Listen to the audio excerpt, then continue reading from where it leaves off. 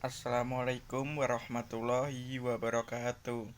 Perkenalkan, nama saya Rahman Saifuddin, NIM D401800092 dari kelas D, mata kuliah Praktikum Teknik Tenaga Listrik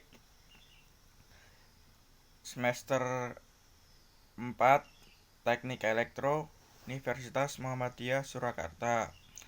Di sini saya akan mempresentasikan tentang praktikum TTLL tentang generator magnet permanen dan non-permanen. Materinya yang pertama prinsip kerja, kedua komponen, ketiga analisa rangkaian star delta, keempat rumus perhitungan dan contoh soal. Generator. Perbedaan generator magnet permanen dengan non-permanen. Generator magnet permanen menggunakan bahan penyusun yang memiliki sifat retentive tinggi atau sangat baik untuk pembuatan magnet permanen.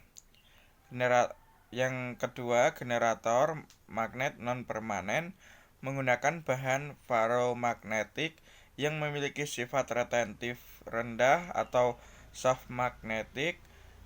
Bahan yang paling cocok digunakan adalah selenoida atau relay. Prinsip kerja generator magnet permanen.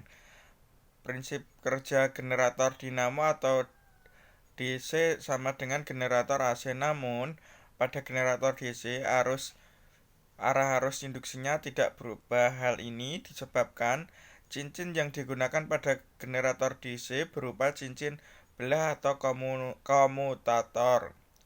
Pembangkit tegangan induksi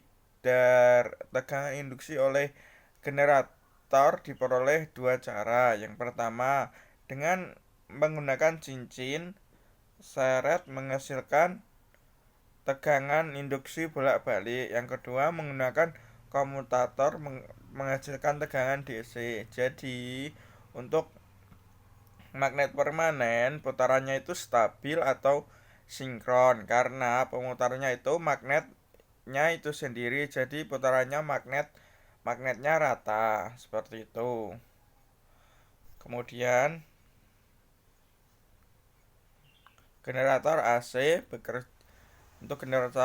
bekerja berdasarkan hukum Faraday, di mana jika sebatang-batang penghantar berada pada medan magnet yang berubah-ubah, maka pada penghantar tersebut akan tercipta gaya gerak listrik. Nilai dari tegangan dipengaruhi oleh jumlah lilitan dalam kumparan, kuat medan magnetik, dan kecepatan putaran dari generator itu sendiri. Prinsip kerja generator ini secara sederhana dapat dijelaskan bahwa pemutarnya atau stator bukan dari magnet permanen, tapi kumparan yang terdiri dari lilitan. Lilitan itu fase RST, seperti itu. Untuk komponen generator ini untuk magnet permanen seperti ini. Untuk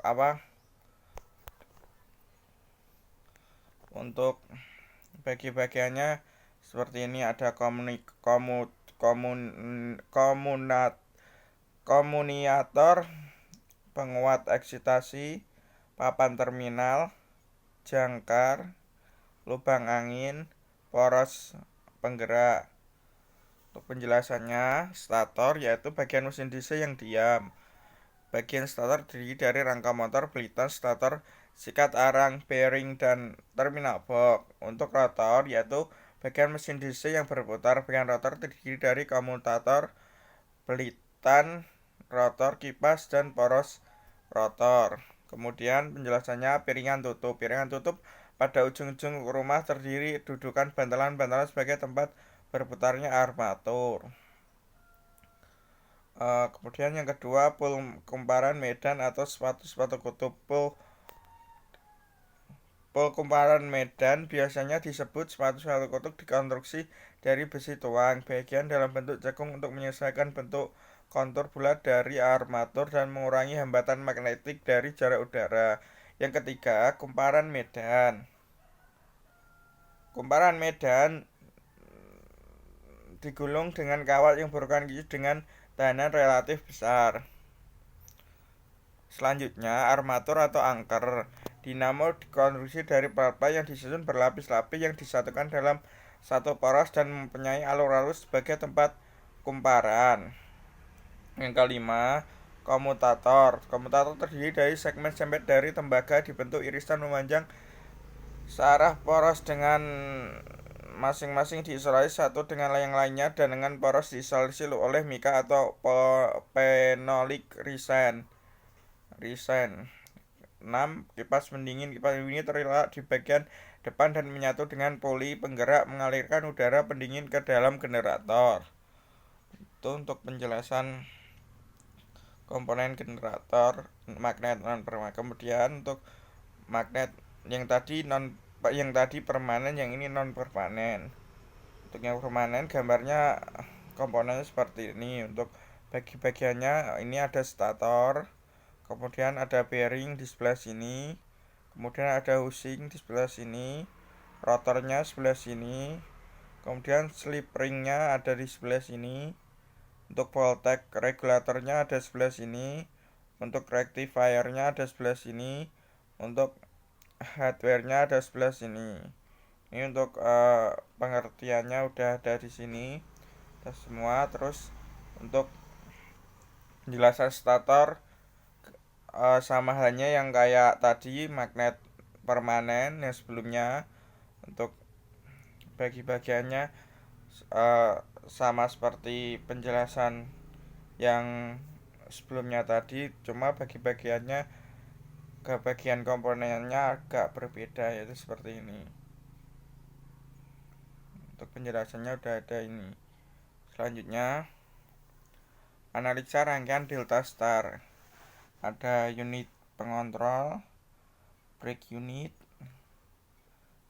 catu daya universal, kemudian ada beban, terminal PE,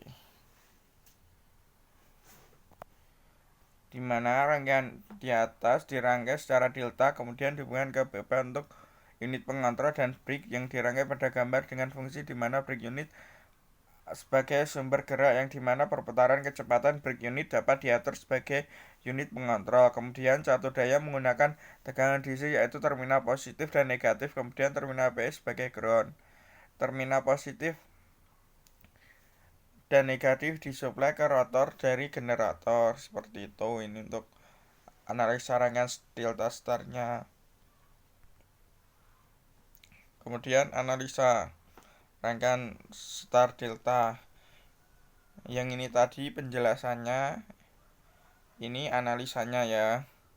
Rangkaian star delta adalah aplikasi yang paling sering digunakan untuk mengendalikan starting awal karena memiliki cukup besar daya yang cukup besar. Memang diperlukan daya yang cukup besar apabila kita ingin menggerakkan sebuah aplikasi generator.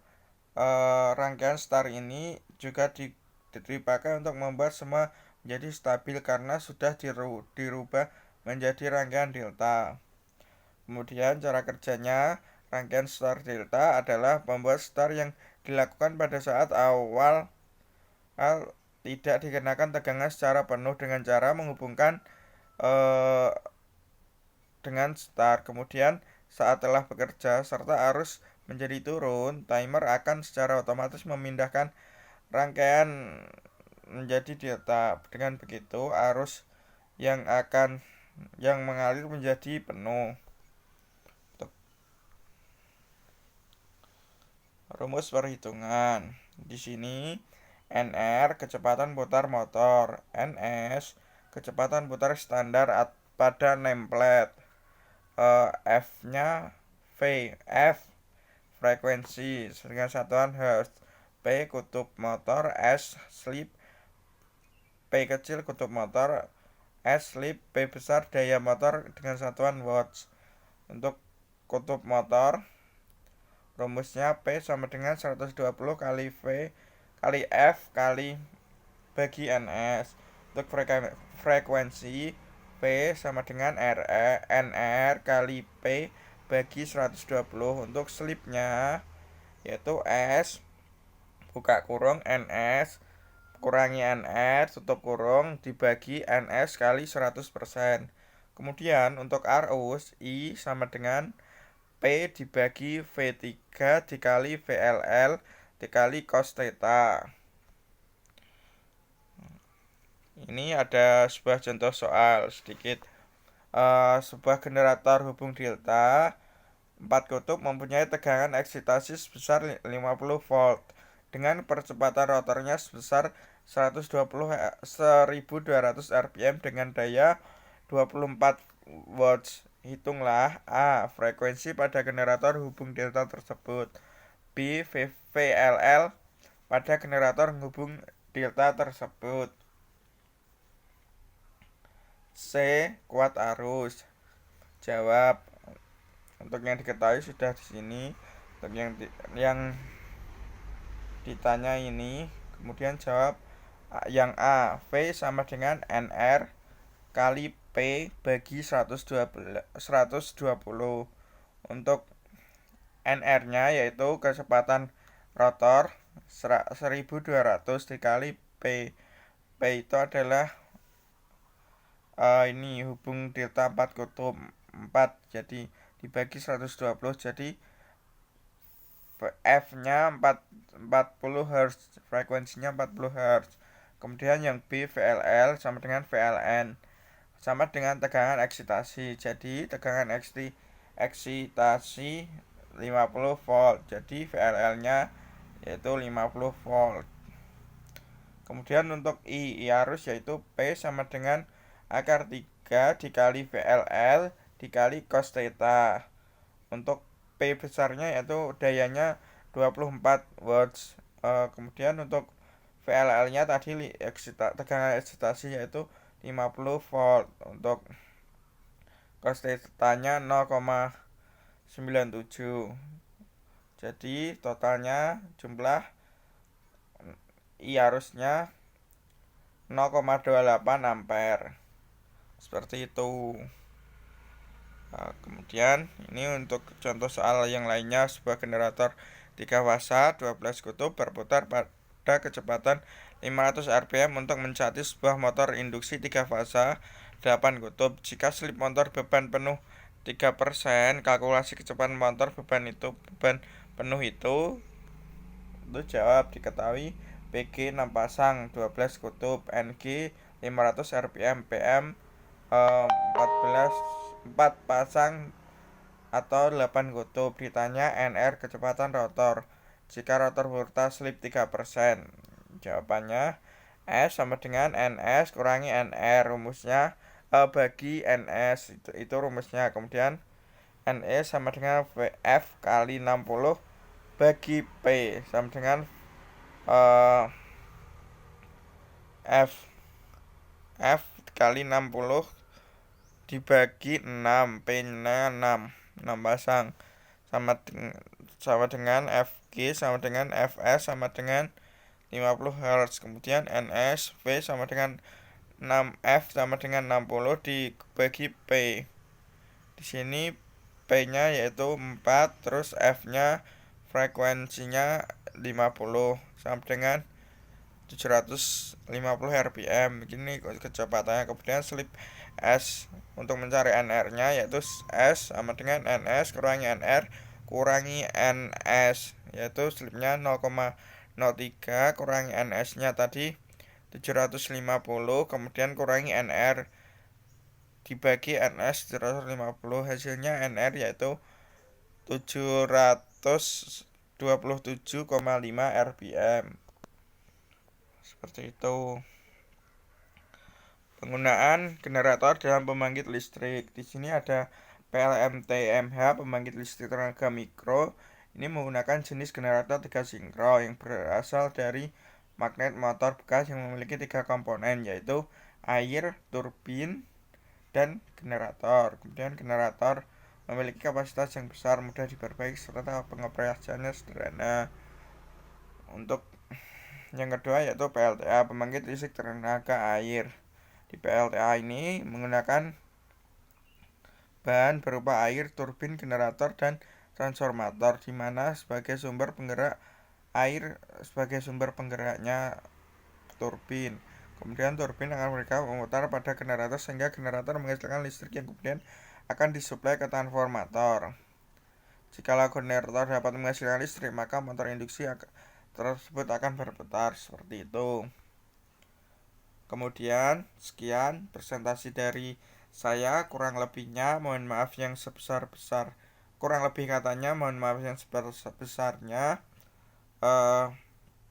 Semoga ilmu penjelasan dari praktikum teknik tenaga listrik lanjut bermanfaat. Terima kasih. Wassalamualaikum warahmatullahi wabarakatuh. Untuk linknya nanti ada di kolom PPT ini ya.